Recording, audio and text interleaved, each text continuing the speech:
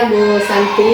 Alhamdulillah baik, Iya, Bu. baik. Jadi hari ini kita akan melakukan percakapan pra-observasi. Tujuannya supaya Ibu Santi lebih siap seperti itu untuk pembelajaran besoknya. Oh iya. Iya. Kalau boleh tahu Bu Santi, pelajarannya PP ya, Pendidikan Pancasila. Pendidikan Pancasila. Tujuan pembelajaran apa yang ingin dicapai pada pertemuan berikutnya? Rencana untuk pembelajaran saya untuk besok, tujuan pembelajarannya itu ada satu, yaitu peserta melalui pengamatan video dan kerja kelompok, peserta didik mampu mengenal yang namanya norma dan aturan. Oh, norma dan Aturan. Dan ada juga indikator ketercapaian kompetensi pembelajarannya itu, saya ingin siswa itu mampu menjelaskan pengertian norma, kemudian siswa itu mampu menyebutkan macam-macam norma, dan siswa itu mampu menyebutkan contoh-contoh norma yang ada di masyarakat. Oh, jadi tentang norma yang berlaku di masyarakat. Baik. Area pengembangan yang ingin Ibu Santi capai pada pertemuan tersebut seperti apa, Bu Santi?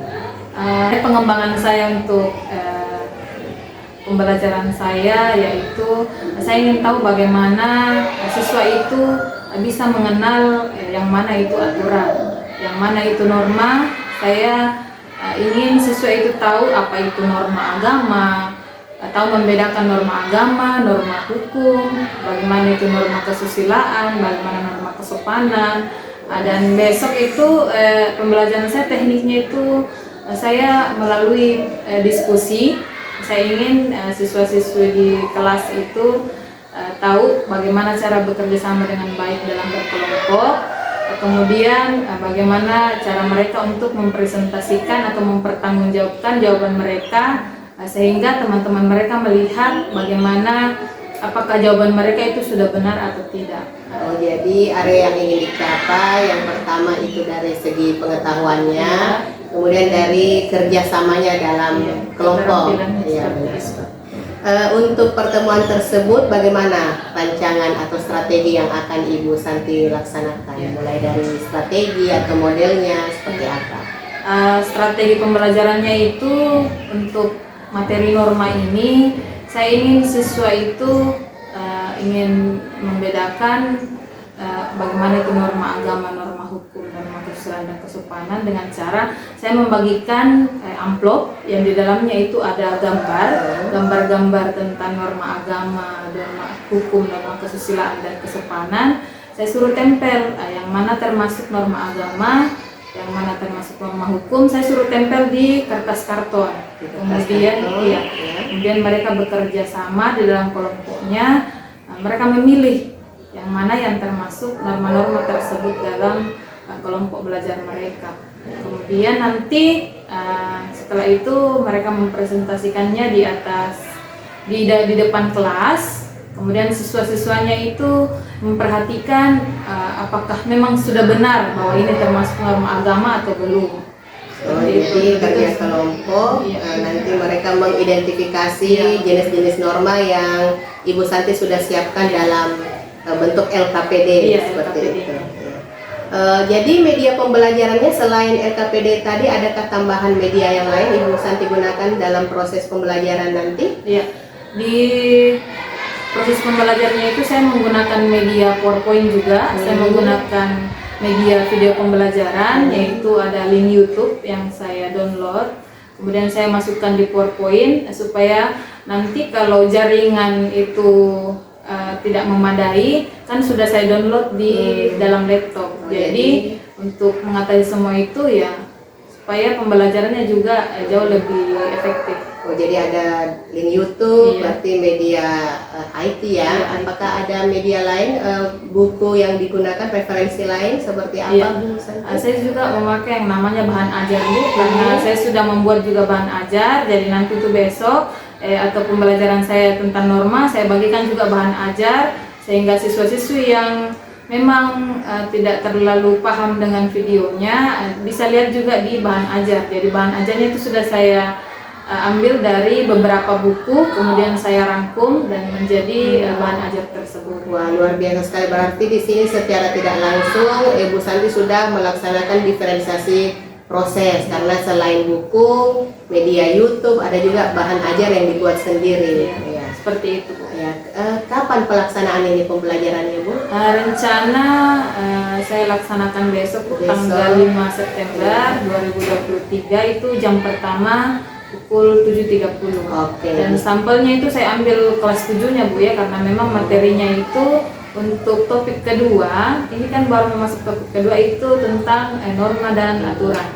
Jadi kelas 7 besok ya, insya Allah nanti saya akan hadir untuk mengamati proses pembelajarannya Bu Santi. Oke, untuk menutup pembicaraan kita pagi hari ini, apa yang didapatkan dari hasil percakapan kita kali ini dari Bu Santi? Yang saya dapatkan dengan melakukan kegiatan ini, saya bisa jauh lebih mempersiapkan diri saya agar pembelajaran saya dalam kelas itu lebih efisien, lebih efektif, lebih terencana lagi agar pembelajaran itu bisa mencapai tujuan pembelajaran yang ingin saya harapkan, atau siswa itu lebih mampu untuk mencapai tujuan pembelajaran yang diharapkan, seperti itu. Ya, jadi dengan pembicaraan kali ini Ibu Santi sangat siap ya, insya Allah untuk pertemuan besok.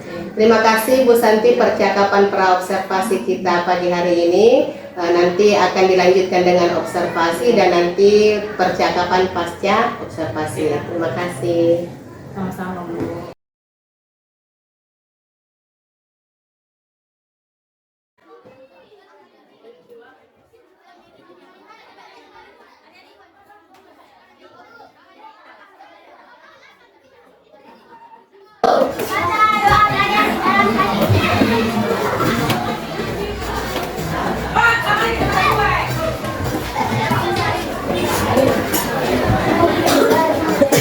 Terima kasih anak-anak sekalian ya. Ada kelas 7A, kelasnya mana? Oke, kelas 7A siapa kira-kira temannya yang tidak hadir hari ini?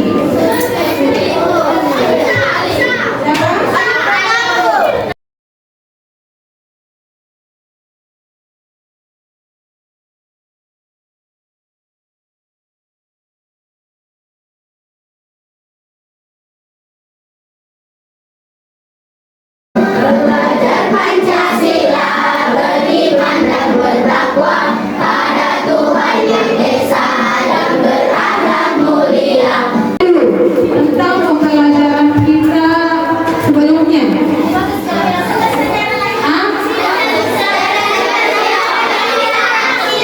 Oke, yang pertama melalui pengamatan video dan kerja kelompok, peserta didik mampu mematuhi pentingnya norma dan aturan.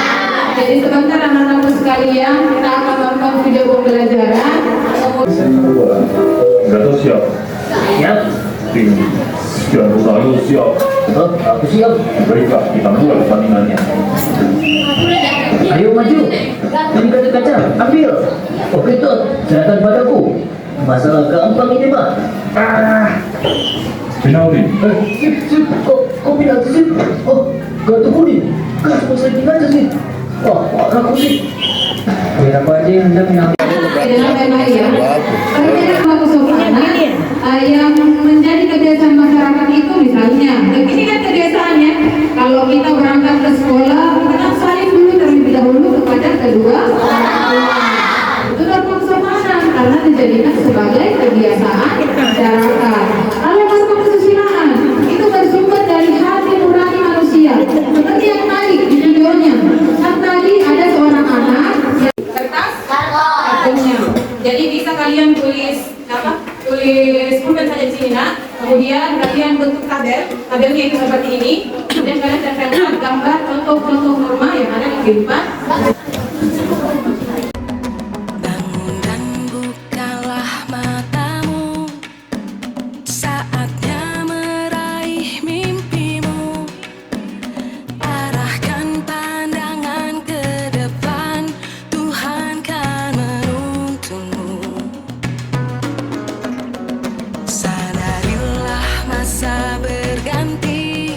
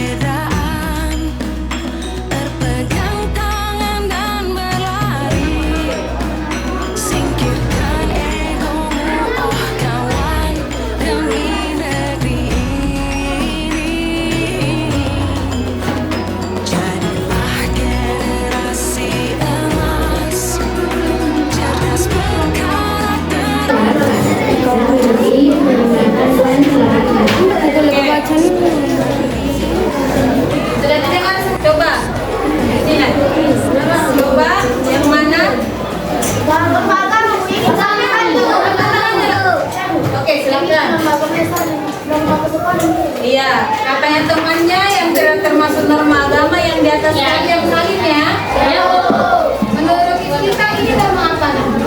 Norma kesopanan. Oke, jadi kalian sudah mengerti ya yang bagaimana itu norma kesopanan. Yang mana lagi yang tidak sesuai? Nah, angkat tangannya. Satu, norma hukum. Dua, norma agama. Tiga, norma kesopanan. Empat, norma kesusilaan. Bisa tepuk tangan untuk teman-temannya. Oke, terima kasih kepada anak-anakku sekalian atas pembelajaran kita hari ini. Oke, sampai yang mau memimpin doa sebelum pembelajaran kita terakhir. Oke, silakan.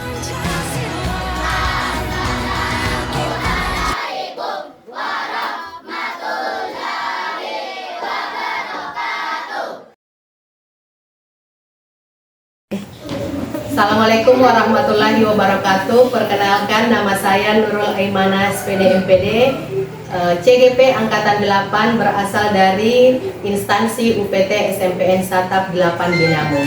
Pada hari ini saya akan melaksanakan percakapan pasca observasi yang kali ini akan dihadiri oleh guru yang saya supervisi, yaitu Ibu Sri Susanti SPDGR, dan akan diamati oleh Bapak pendamping Bapak Amrin SPD MPD.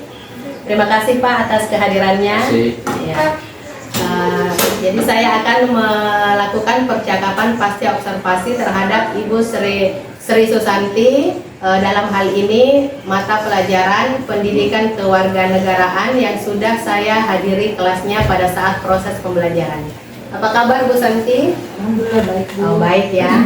Jadi hari ini tujuan kita melakukan percakapan pasca observasi itu ingin mengetahui sejauh mana proses pembelajaran di kelas yang telah Ibu Santi lakukan.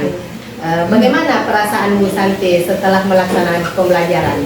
Perasaan saya sangat, saya sudah plong karena sudah melaksanakan pembelajaran yang saya lakukan dalam kelas. Boleh Ibu Santi ceritakan kembali area pengembangan yang telah dilaksanakan di dalam kelas?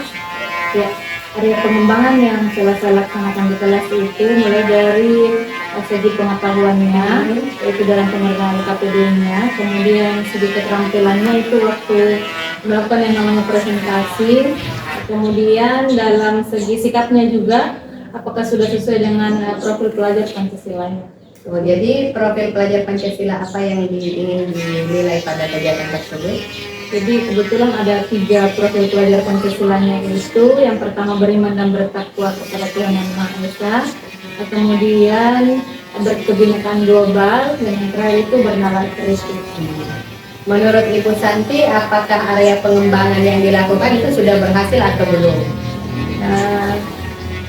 Dalam pembelajaran yang saya lakukan itu dalam pengetahuannya itu anak-anak sudah mengerjakan yang namanya LKPD itu sudah secara aktif melakukan kerjasama dan melaksanakan atau mengerjakan LKPD-nya. Kemudian dalam segi keterampilannya sudah mulai melaksanakan presentasi secara berkelompok. Kemudian sudah ada profil pelajar Pancasila yang tercermin dalam pembelajaran yang saya lakukan seperti itu. Apakah ada kendala atau hambatan yang terjadi di dalam kelas yang Ibu laksanakan? Ya, kendalanya itu pada saat presentasi Bu, kebetulan cuma beberapa kelompok yang naik presentasi karena terkendala waktu pada saat itu, karena kan kelompoknya banyak karena tergabung 2 kelas karena ada pembangunan.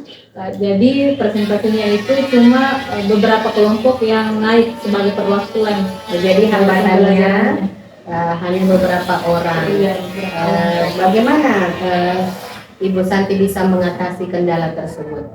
Ya, jadi bagaimana cara saya mengatasi, yaitu dalam beberapa kelompok tersebut itu saya menyuruhnya untuk berpresentasi sehingga anak-anak sudah mengerti ini yang akan kita capai dalam tujuan pembelajaran itu. Kebetulan tujuan pembelajarannya itu menyebutkan contoh-contoh norma yang ada di masyarakat.